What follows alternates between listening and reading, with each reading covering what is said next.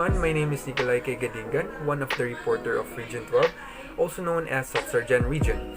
But before we proceed to the proper discussion, let me give to you first a brief history of Soxargen Region. So Soxargen Region was formerly known as Cotabato or Cotabato, which means Stone Fort. And then it was changed to another name, which is Central Mindanao, and recently it is now called Soxargen Region, which is the acronym of its provinces. So Soxargen Region is composed of 4 provinces, namely South Cotabato, Cotabato, Sultan, Kudarat, and Sarangani. And it has also its 2 chartered cities, which are General Santos City and Cotabato City. My task for today is to tour you to the 3 wonderful provinces of Soxargen Region, and these are South Cotabato, Cotabato, and Sultan Kudarat. So without further ado, come on, join me as we go around these 3 provinces. Let's go!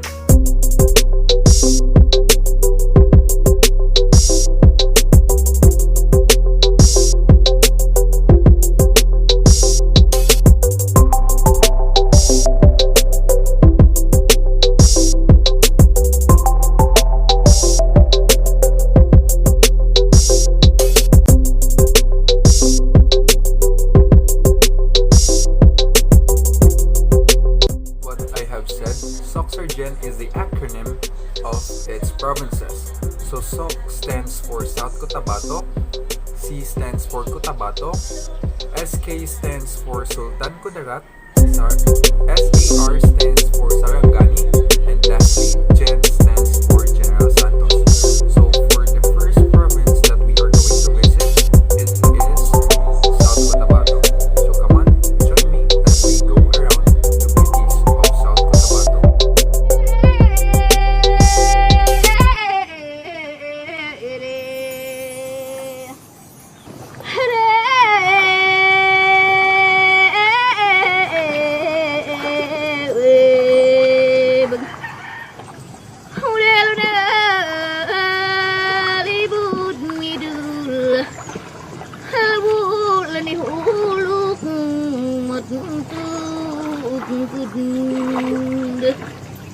Wata holakan ni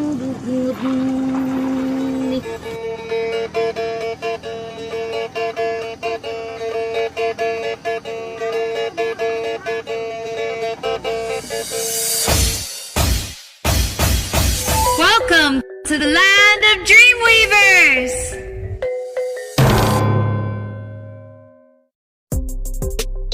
It's really a big province in Soxargen Region. It has a land area of 3,935.95 square kilometers, and there are 915,289 people living in South Cotabato in the 2015 census. It has 10 municipalities, namely Banga, Lake Cebu, Norala, Polomolok, Santo Niño, Sorala, Tiboli, Tampakan, Tantangan, and Tupi. And there is also one component city in South Cotabato, which is the Coronadal City. And overall, there are 199 barangays in South Cotabato.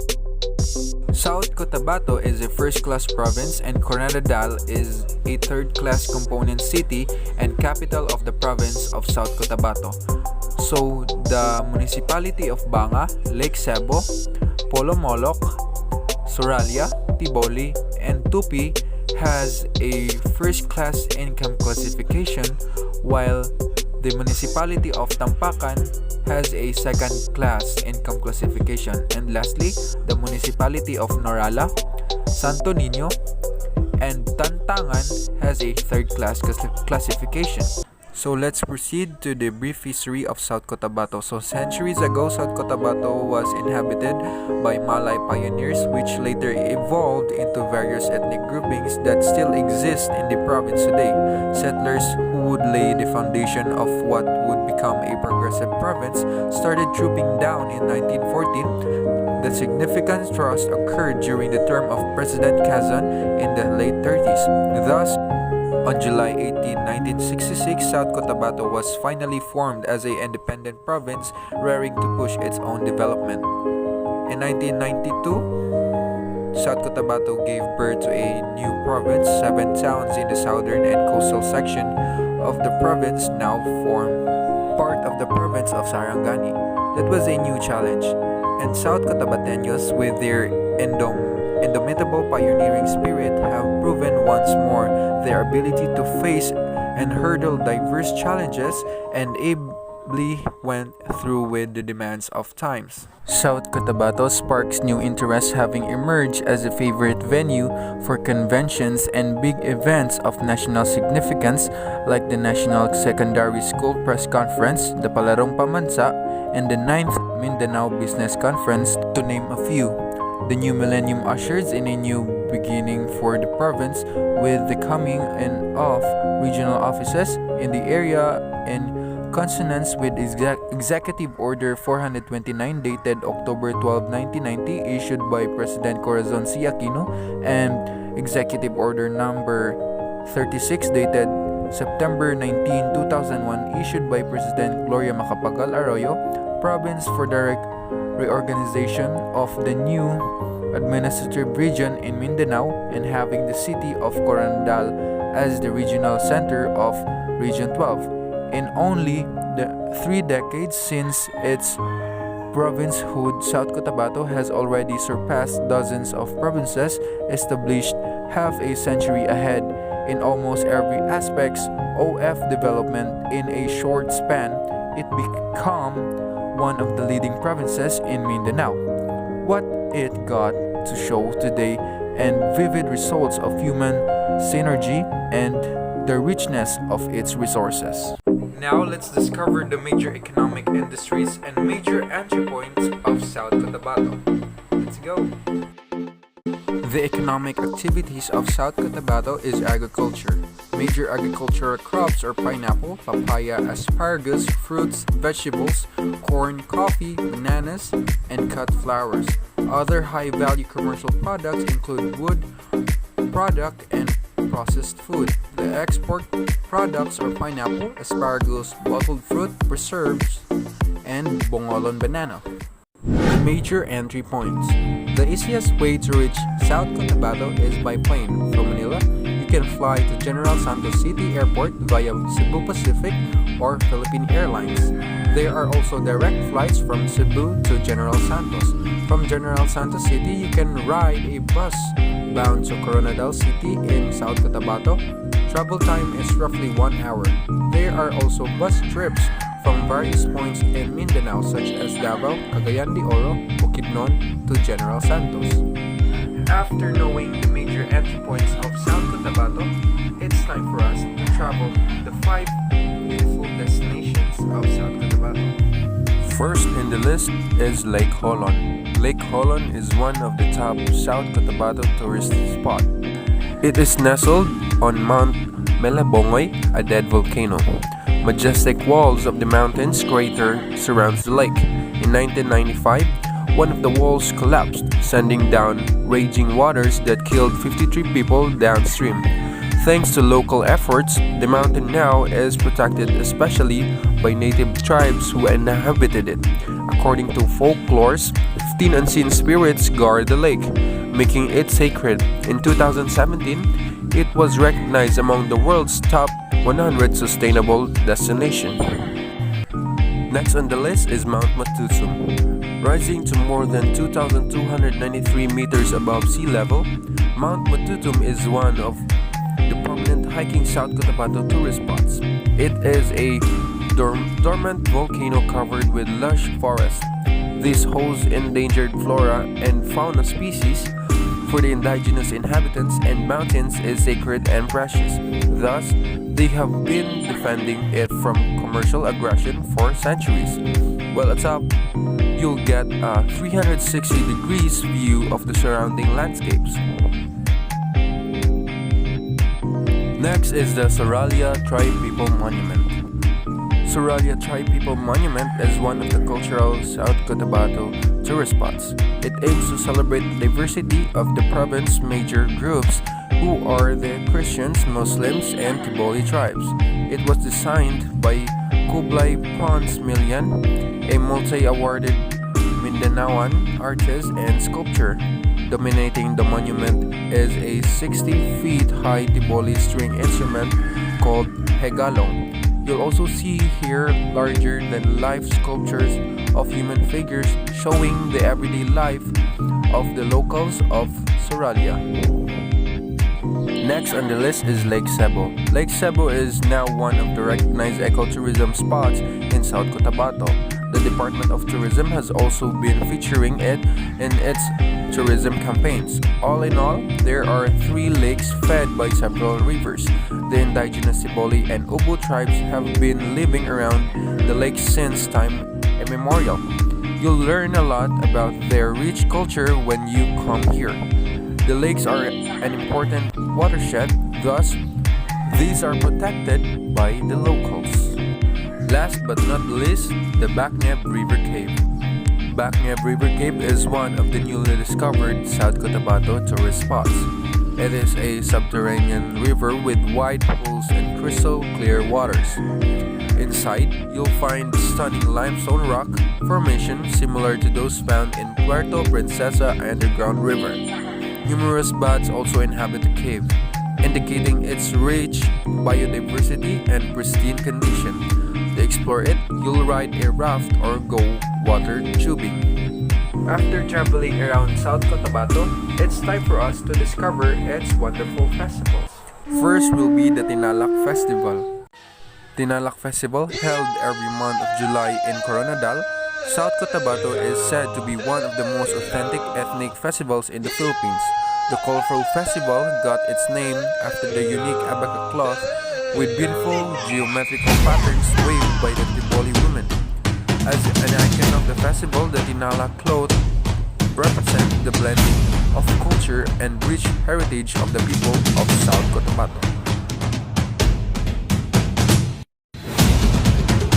Next is the Piñahan Festival. Barangay Cañari, site the second most populated barangay of Polomolok, South Cotabato, and also the home of the cannery and processing plants of multinational company Dole Philippines, is all set for the celebration of its 22nd foundation anniversary and 6th Piñahan Festival. Happening from August 28 to September 1, Piñahan Festival, as the name suggests, gives importance to Cañari site's main source of income, the pineapple. The last festival will be Agten Tufi Festival, giving credit to cultural history and to the Blaans where the name Tupi was derived. The new set of officials in its recent session has approved Resolution 201 renaming Kasadyahan to Agten Tufi Festival. Kasadyahan is a duplication of other festival, is not original and bears no cultural identity. The local culture and Arts Council said Agten Tufi is derived from the Blaan words meaning bountiful or beautiful Tupi. On September 1, opening the festives, the Day 11 celebration will banner First Agten Tupi Festival as its new name. This time, let's discover the secrets behind the costumes of the South Cotabato people. Tinalak is a traditional cloth found in Mindanao Island made by a group of people in Lake Cebu, South Cotabato called Tibolis, Tiboli people.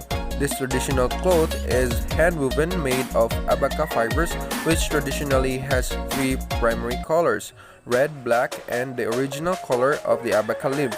In Tiboli belief, a spirit or force lives in all objects, animate and inanimate. The Tiboli makes offerings to the spirits of rivers and forests.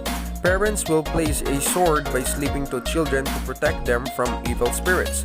Folktales often feature stalking crabs, horses, or other animals. These are Tiboli women wearing the traditional dress called Kigal Tiboli. The traditional female blouse is called Kigal Bentelas, and the skirt is Lewek Tedeyong. The headdress Sewat, the necklace is called Bekeleo. The women are also wearing beautiful beaded belts, also called Hilet Lemimit. The last part of our tour here in this province, let us all taste the wonderful foods in South Cotabato. Let's go! Shown in the screen right now is the yummy delicacies of South Cotabato, which are the aripahol con bukayo, boiled cassava, agihis shells cooked in bamboo, tasty upland rice, and the last is grilled frogs. After enjoying the beauties of South Cotabato, let's head out to North Cotabato, also called as the land of mightiest mountains.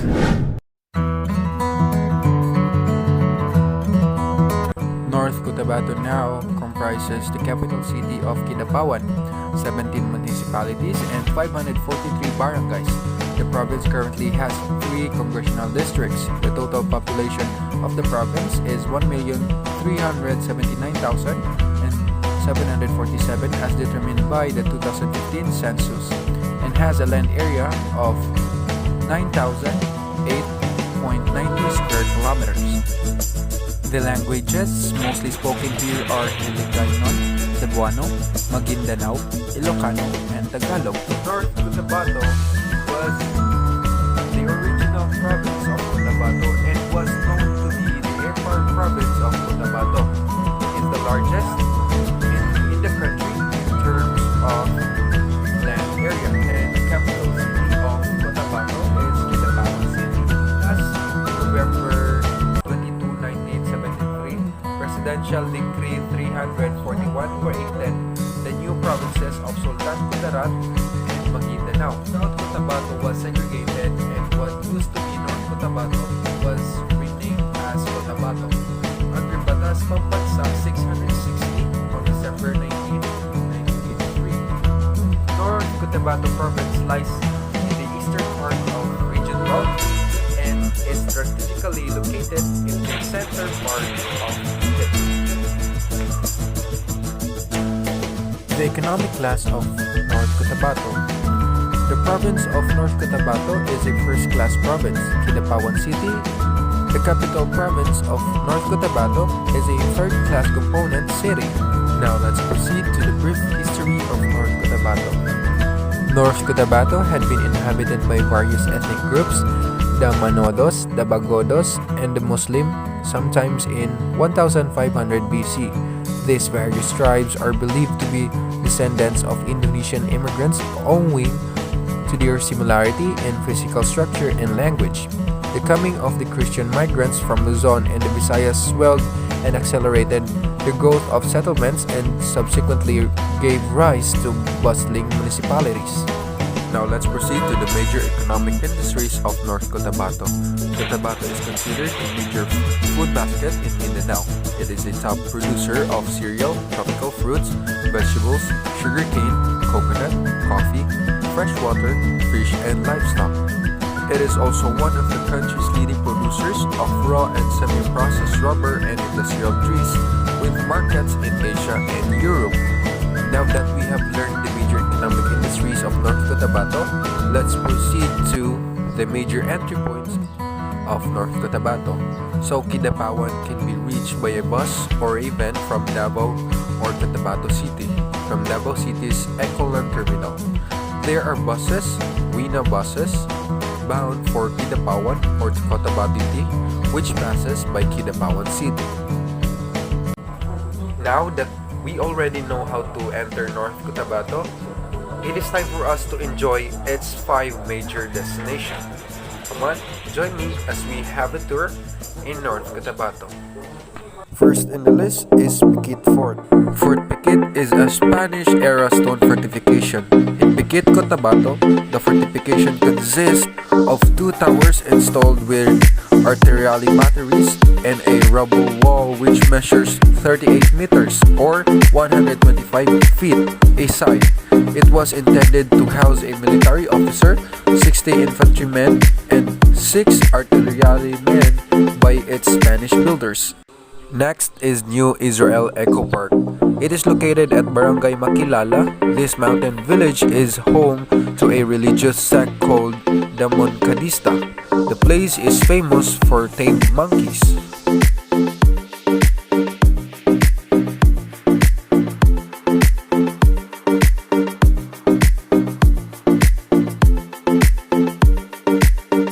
Next will be Mount Apo. Mount Apo is the tallest and mightiest mountain in the Philippines, boasts a rare freshwater lake at Venado, and being home to the monkey-eating eagle and the waling-waling. It has a height of 10,311 feet above sea level and a total area of 14.6 square kilometers. Next, let's head out to Kabakan because our next destination is located at Kabakan, which is called Bisan Cave.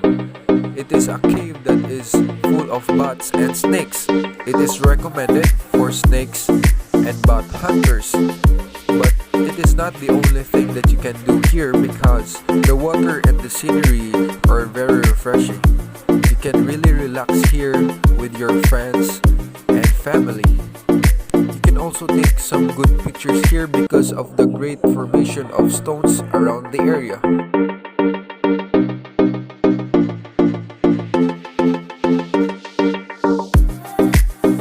Next is Ipol River and Gambud's Cave. Visitors are treated to 3 kilometers of a cascading river with 6 series of waterfalls. Lake Venado, the site is a lake hidden among the mountain ranges at an elevation of 7,200 feet above sea level.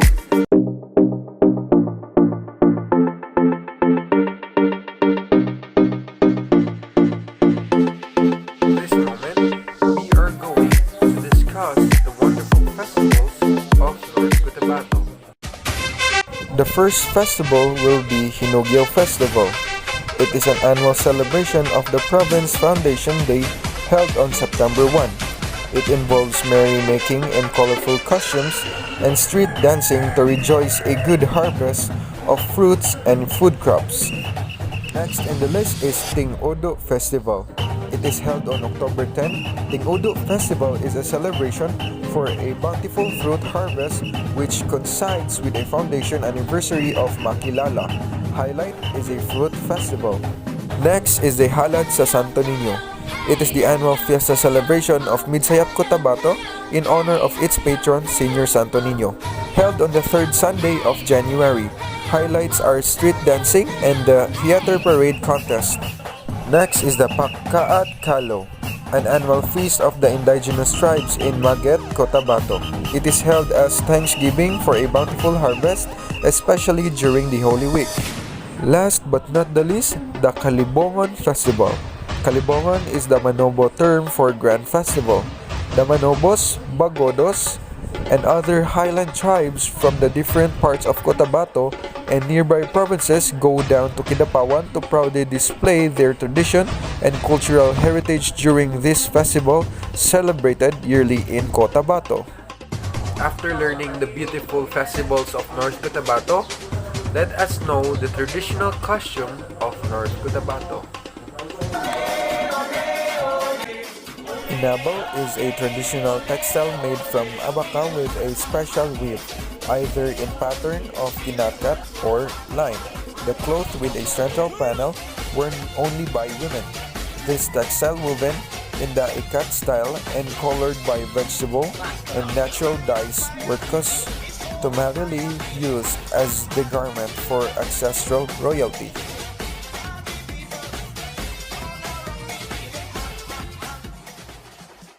After discovering the traditional costume of North Cotabato, let's proceed and discover the wonderful taste of its yummy delicacy. Crunchy Tinagtag, which is a traditional delicacy made by the Maguindanaoans in Pikit.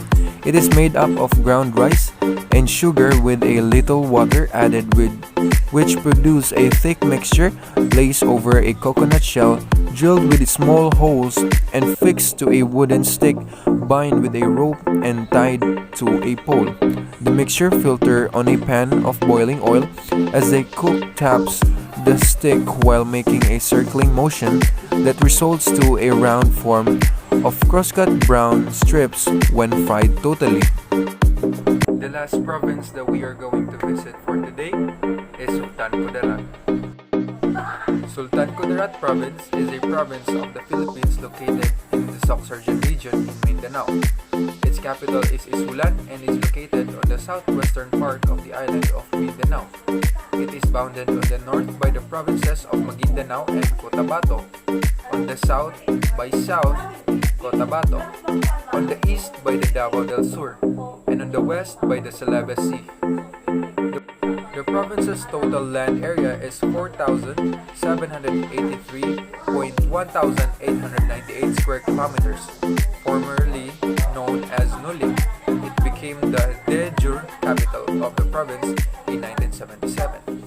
Sultan Kudarat is subdivided into 11 municipalities and 1 city. 3 of the municipalities are coastal towns, while the rest of the province are located inland. The 11 municipalities and Tacurong City are further subdivided into 249 barangays. Its population, as determined by the 2015 census, was 812,095. Now let's proceed to the economic class and brief history of Sultan Kudarat. The province of Sultan Kudarat is classified by the Department of Finance as first-class province based on income classification. Its capital, Sultan, is a first-class municipality. Sultan Kudarat was once a part of the former Empire province of Cotabato. It was created as a separate province along with Maguindanao and North Cotabato on November 22, 1973, by virtue of Presidential Decree Number 341 signed by President Ferdinand E. Marcos. The purpose of dividing Cotabato into 3 smaller provinces is started in Presidential Decree Number 341, whereas the province of Cotabato is one of the largest and richest provinces of the Philippines. Whereas the potential of the province have not been fully developed due to the magnitude of the task of provincial development and troubles that have long plagued the area, whereas the many conflicting political, social, and economic interests that have limited the progress of province must be resolved in order to promote the stability and accelerate the development of Cotabato. And whereas there is a need for dividing the present province into smaller units which can be more effectively administered and developed.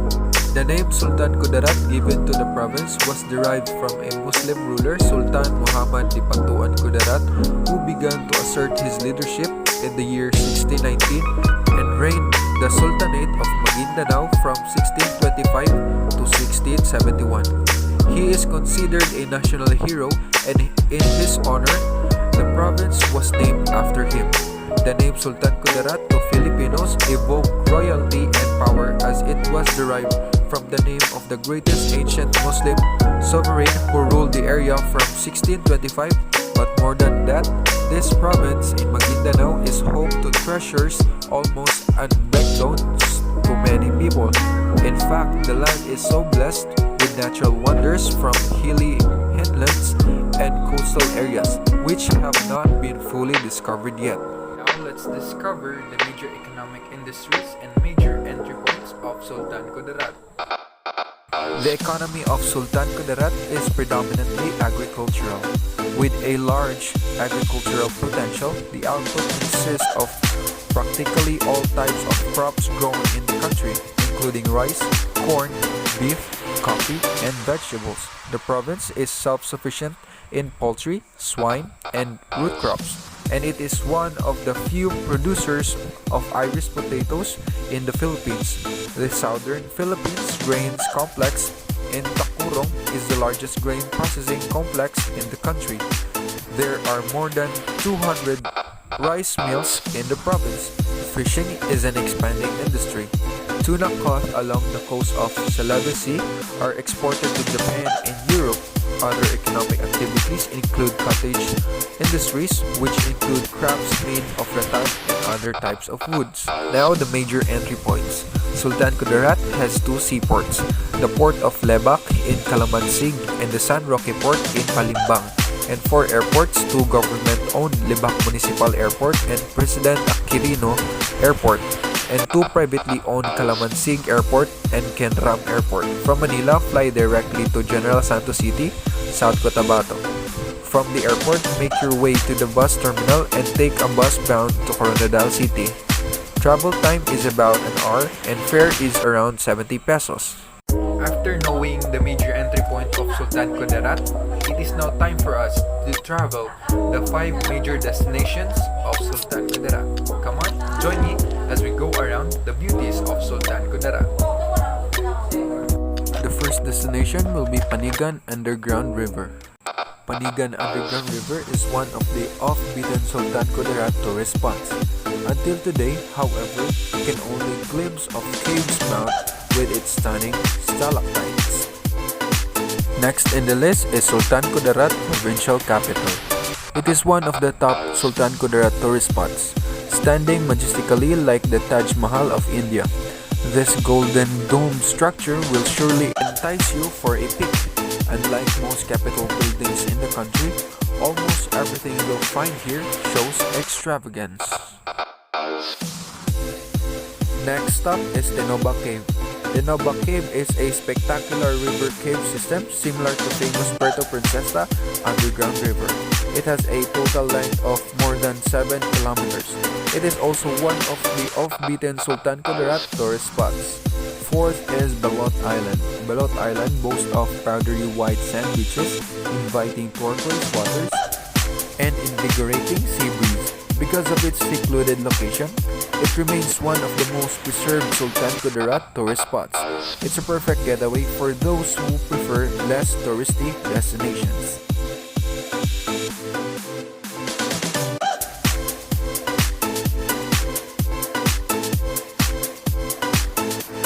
Last is the Long Cave. It is located alongside the Tran River. Long Cave is another idyllic spot for avid spelunking. Based on the latest survey, the cave has a length of 400 meters. It also has a river running through. Just like the rest of Sultan Kudarat's caves, Long Cave boasts of stalactite and stalagmite rock formations. To explore it, you need to wade and swim, adding to the thrill and experience.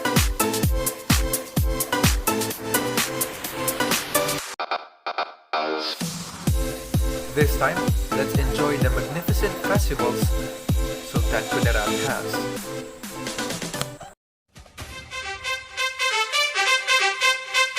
First is the Kalimudan Festival.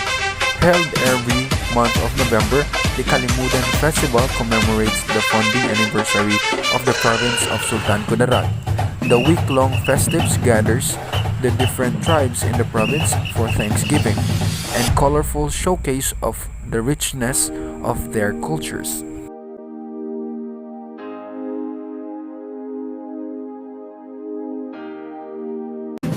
Next is the Talakudong Festival. A neo-ethnic festival, Talakudong Festival is the city's tribute to the most prized symbol of the Takurong's history, Takudong, a head covering worn by early settlers of this city. Talakudong, which comes from the word kudong, refers to something that covers the head against the sun and rain.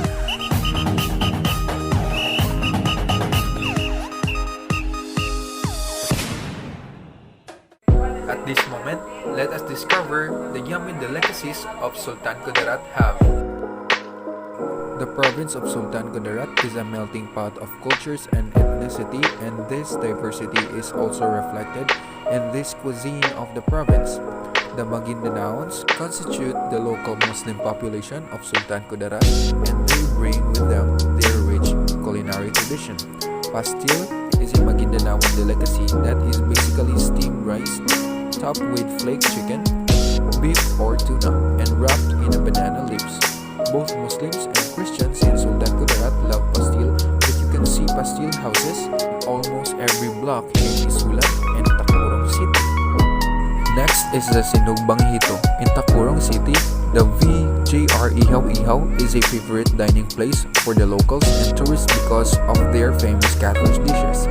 The restaurant has its own pond where they grow their catfish. They offer fried catfish and grilled catfish. They taste fresh and very clean. That was my report in Soxar January